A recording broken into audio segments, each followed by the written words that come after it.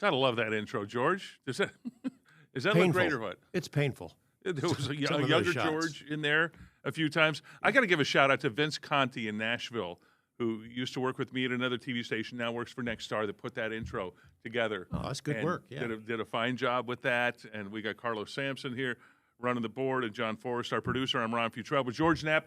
Another edition, great edition. I'm looking forward to this one, a Mystery Wire. You ready to talk some Bigfoot, George? Yes, I am. I am. I remember when I was first into the UFO stuff back at the dawn of time, I would do these stories on UFOs, and people started sending me all kinds of other topics. They figured, if you're crazy enough to be interested in flying saucers, maybe you're interested in this too. Bigfoot among them, poltergeists, crop circles, things like that. And my initial reaction was, leave me alone. I'm focusing on this. Hold on. What's that got to do with it? And the more I dig into it, of course, and other investigators, the more related those topics seem to be.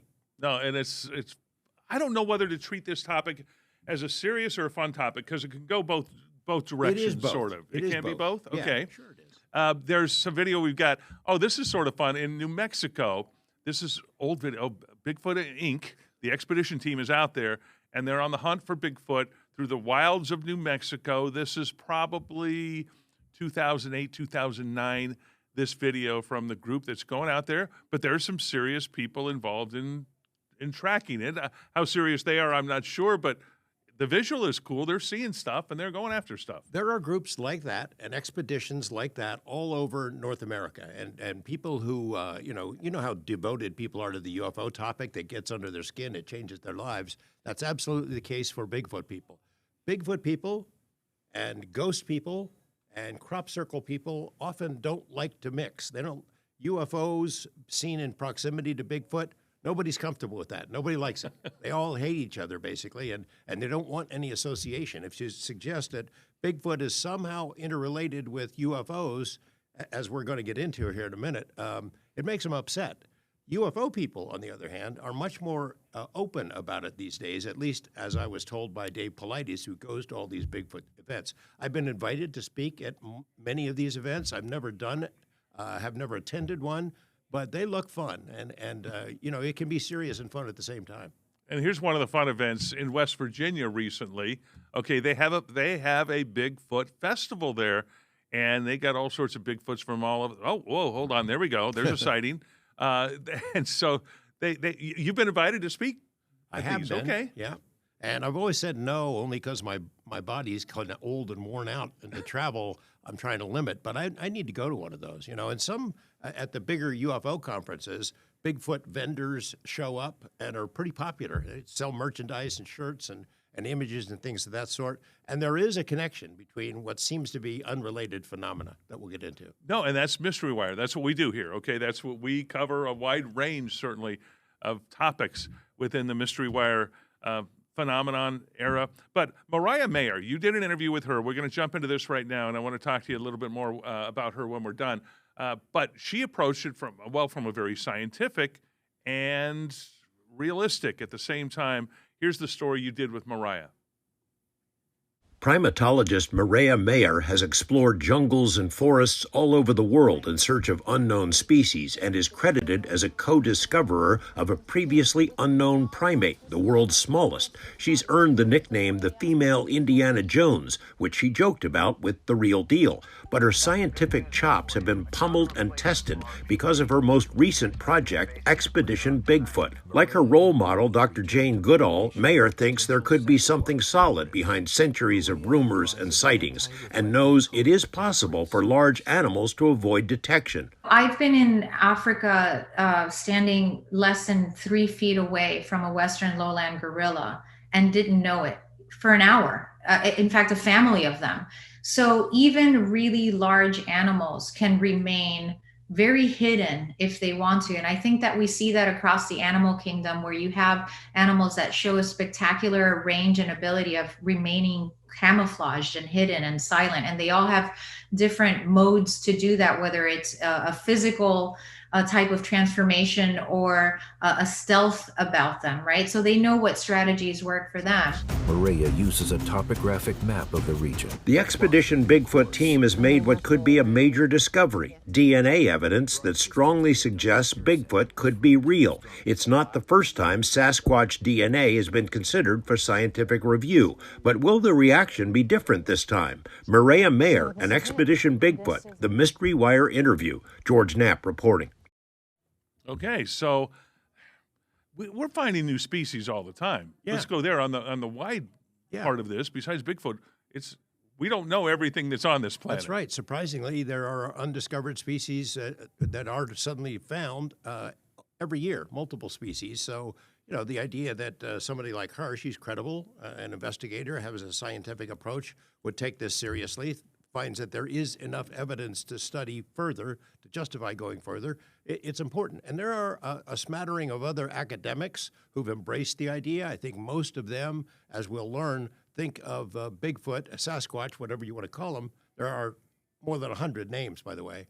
I think they think of them as an undiscovered ape-like species that somehow survived into the 21st century without being shot or captured or killed, and no remains have ever been found. So something is really strange about it, for sure. No, that's and David Paulides. We're going to hear from him next segment now, and he's somebody who's talked about the Nevada Triangle and people disappearing within an area within Nevada. We'll have that on a future episode.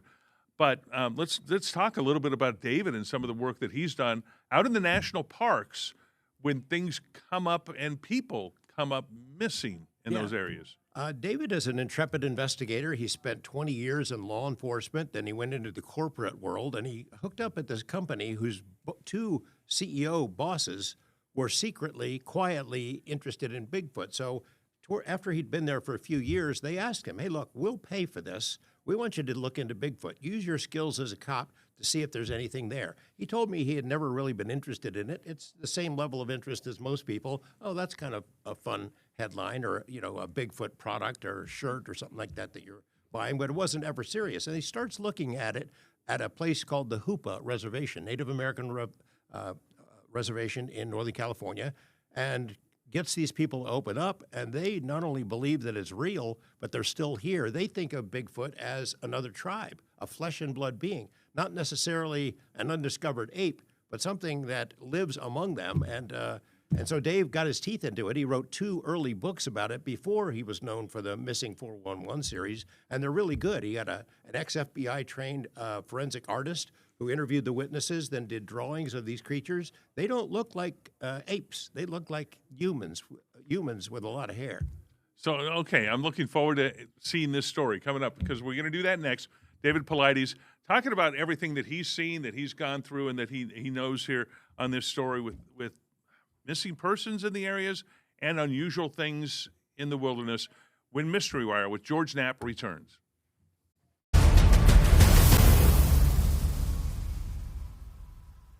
Well, thank you for joining us here, Mystery Wire with George Knapp, and talking some Bigfoot here, investigating some of the claims, some of the what's going on with that. We showed this video. Let's go back to it again. And New Mexico, I mentioned where this video was, but I'm going, wait a second.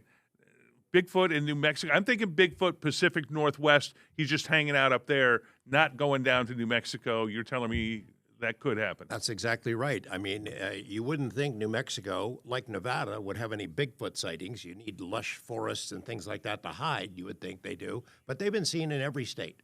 And it's an amazing how far back it goes. This is not a creation of mainstream media here in the U.S.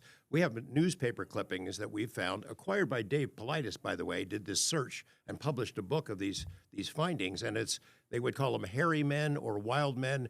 The earliest that I can find in a print publication is the 1700s. And then all through the 1800s here in Nevada, there were sightings around Virginia City. There are trees up there I guess they could use to hide. But basically every place has seen these things, even unlikely places like the Nevada test site. There was a clipping that Bob Stoddall gave me when I was first hired here, in which it says that there was a Bigfoot sighting crossing the road leading into Mercury at the Nevada test site, and it was a classified employee who saw it. And that's in the middle of, like you said, in the desert, wide open. You can see for miles. Yeah. and strange. Okay, let's go. David Paulides, this story with him in the Missing 411 series that he's done, and the story that you did a few years back, pretty recent though, on him and some of his explorations and what he's found. At the end of the night, I was staying in a motel off the government or off the Park Service land, and I get a knock on the door. The person who confided in law enforcement veteran David Paulides was a government employee who told one heck of a story about people who vanish in national parks, places like Yosemite, but also national forests, including the Toyabe, west of Las Vegas. In the years since the knock at the door, Paulides has scoured small-town newspaper archives and pestered federal agencies for records. He found so many cases of missing people that a planned book became two, filled with more than 400 cases of people who went into national parks but never came out. People disappear in the wilds all the time, and we're talking about something different. These were unusual things that don't make sense, that happen to cluster together in 3 to 4, sometimes as many as 20, 30 people missing at one location. The individual cases are strange enough, Paulides says, but stranger still were the reactions of federal agencies when he asked for public records. And when we FOIA'd them, we got a response back that they don't keep any lists of missing people. The response was not only no, but hell no, he says. So he began putting his own list together and discovered what appears to be nearly 30 clusters of disappearances in national parks and forests, cases which meet a narrow set of odd characteristics. The people who vanish often do so right under the noses of others, in many cases of kids, their parents' noses. Being parents and being responsible people, we understand there's no way my son or daughter wouldn't know the way back from being just down the road getting the ball. But it happens all the time. It happens all the time. The missing defy logic. They hike uphill, for instance, often steep climbs. Children as young as 2 or 3 are found a day or two later many miles away and over mountain ranges. Some kids are found in phenomenal distances away that would make no logical sense to any parent. Weird things happen to their clothing. The missing often shed their clothes right away, even in bad weather. Clothes are found sometimes neatly folded, but not the people. The ranger described to me, if you were standing straight up and you just had your shirt or just had your pants on and you melted directly into your pants, that's what it looked like to him. The pants were laying on the ground in a very neat pile. The missing defy normal search and rescue practices. Bodies are found in places that are all but inaccessible, or they're found in the open, in areas that were repeatedly searched earlier. Bloodhounds or other tracker dogs are often befuddled. If the dog can't find a scent, that's a red flag. If a dog, a canine dog, a trained dog, is put on the scent at the point last seen, and it lays down and it doesn't want to track anymore, red flag. And that happens more than you think. Nevada doesn't have a major cluster, but it has plenty of cases. Children who vanished around Lake Tahoe, in the center of the state near Tonopah, and at Mount Charleston. In 1966, 6-year-old Larry Jeffrey of Henderson disappeared while playing with his 2 brothers, setting off a massive 16-day search by as many as 1,000 men. Former Sheriff Ralph Lamb remembers it clearly. Walked away from camp.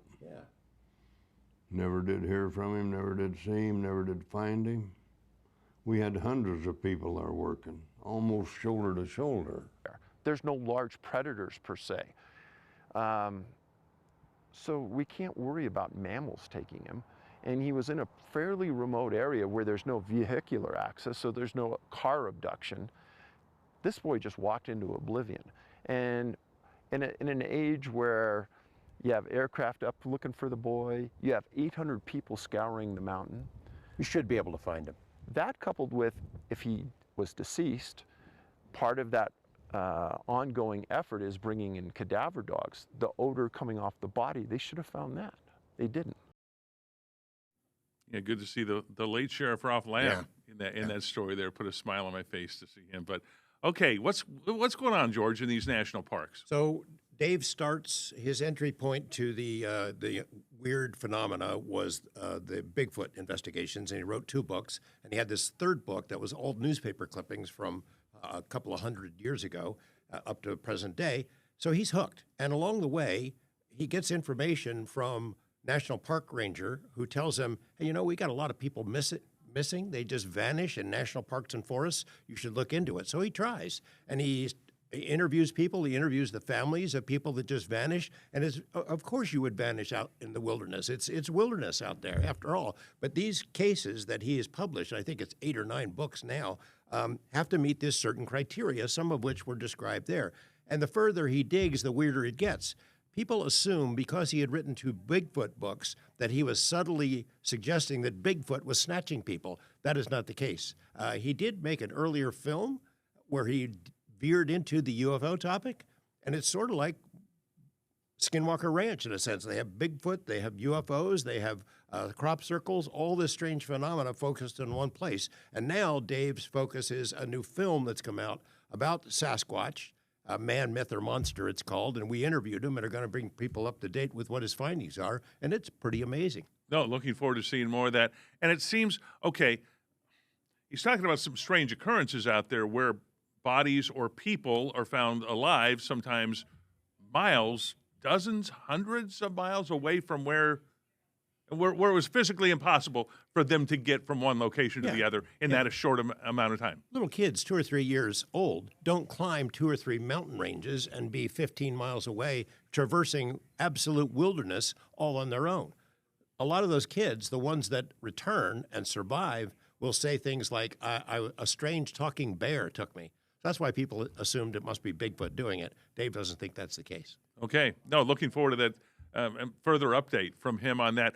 Okay, we're going to talk about a story that you did a few years ago up in Reno. Oh, some Bigfoot prints found up there at a prison in northern Nevada. That story and more as Mystery Wire continues.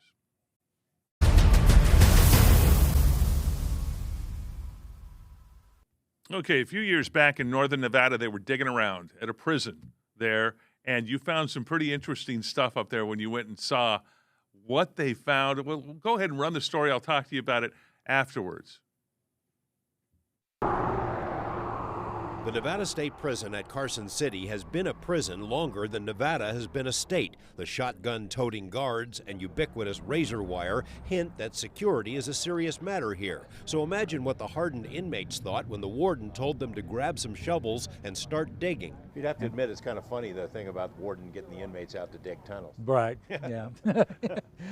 Mike Budge knows it isn't something they teach in Warden 101, but he had a feeling the inmates might get jazzed about a search for a hidden cave, and he was right. Budge, a history buff, has seen all the old photos, postcards, and etchings about the cave and the mystery footprints sealed inside. As a corrections officer 24 years ago, he even helped to seal it up, presumably forever. When he returned as warden, his interest was piqued because of a surprise visit by 95-year-old Art Bernard, who was the warden 50 years ago. And he came out and he stood right there and said, the footprints are in that cave right there. Well, this is all walled up, you know. So, oh. And he was very upset that he said they should have never been covered up. 6 inmates volunteered to help the warden find the cave. They dug it out, shored it up, and marveled at the strange tracks in the rock. At the cave entrance, the tracks are roundish, like beast prints. But further back, they look like, well, you make the call. A large human. You've heard that story. Yeah. See, those are what, about 18, 24 inches? They run between 19 and 22. They have about a 2.5 to 3 foot stride, which would be a proper stride for a man my height, actually, only with a giant foot. A big foot, you say. The prison grounds are pregnant with them. A century ago, this former hot springs was a quarry. Stones from this site can be found in most of the buildings in Carson City. And the more stone the quarry workers removed, the more tracks they found. Thousands of prints made by extinct animals. A woolly mammoth left these impressions in what is now an exercise yard. The tracks in the cave stood out, though, and caused a sensation when they were discovered in the late 1800s. Even Mark Twain wrote about them. He theorized they were made by drunken legislators on their way to a saloon. Scientists initially believed the prints were made by a race of giant humans. The prevailing view now is that they were made by a giant sloth. Still interesting, but not as much fun as the alternative theory. This is a outline of the giant footprints from the state prison. And this is a Sasquatch cast. Anthropologist Gene Hattori doesn't want to be labeled a Bigfoot nut, but he playfully notes the similarity between the prison prints and those made by a legendary Sasquatch. For the record, he sides with those who say the prints were made by a giant sloth, but he's reluctant to say the case is closed. Especially since we are finding that we don't know everything about what's going on in nature. All the other sloth tracks that have been found show claw marks, and these don't show claw marks, so you take that for what it's worth. Unfortunately, when the word leaked out about Warden Budge's little dig, state inspectors arrived and shut the cave down. Too unstable, they said. Plus, it might be a danger to the license plate factory on the ridge above. Budge hopes the cave is one day accessible for students and scientists. And even though it's off limits for now, he's not going to let anyone fill it back in. This goes back millions of years. George Knapp, Channel 8 Eyewitness News. He did a good job. Okay. Find some interesting things here in this state. Yeah, that warden was really cool to go ahead and not only give us the interview, but allow us in there. We're the first and maybe the only news crew to ever see those prints. And I don't know what the condition is now, but the prison was shut down about 12 years ago. So chances are nobody's going to see those things ever again. But that was a fun story. And, I lean toward the giant sloth explanation. But as Gene Hattori, who was a great help to us on this and many other stories, as he said, the case is still open. No, and it's there. I mean, you can't refute. They're finding this stuff there. And how old did they? Hard to say. Many centuries back, thousands of years back. I don't recall how old or when they think those prints were made, but it goes way, way back, of course. And and it's again proof that suggests that we had all kinds of really strange creatures walking around in Nevada that are now extinct, unfortunately. And, it would not be out of bounds for a Bigfoot to be found here. And we're going to tell our audience that on 8 News Now with a package based on Dave Paulides, his new film. It's called American Sasquatch, Man, Myth, or Monster. Got some great evidence, great interviews, and I think it's going to have a big impact on the Bigfoot community. Okay. By the way, one other plug. Las Vegas photographer and artist, used to be our chief photog here, has launched a new booze. It's called Big Shadow. The term Bigfoot was already copyrighted, but anyway, it's going to be coming out. We're reporting on it in a couple of weeks. So what's the bottle's looking like a Bigfoot? The bottle has he sculpted this Bigfoot. It lifts the head off. There's a bottle inside, and I am told it's really great bourbon. I don't drink bourbon, whether you believe that or not, Ron, but I'm told it's really good. So we've got George Harris doing his alien stuff. He's got the alien bottle here in Nevada, and now a former Channel 8 photographer doing some Bigfoot stuff for us. Perfect. Oh, okay, so your story tonight here on Channel 8 News locally, but our next issue, 30 seconds, George, we're talking Russian documents. You're going to reveal some big stuff here. So if people are familiar with my work, I've been talking about this for a long time. I made 2 trips to Russia in the 1990s, and I squandered away with some documents that were classified at the time about Russia's massive UFO program. And I've been preparing to release this material for a while. I handed it over to Congress when I testified there earlier this year. They haven't published it yet, so we're going to do it. Let's do it. Okay. So we'll be back. Thanks for watching, everybody. George, thank you. We'll be back next week. And we'll have those Russian documents for you next week here on Mystery Wire with George Knapp. Thanks for watching.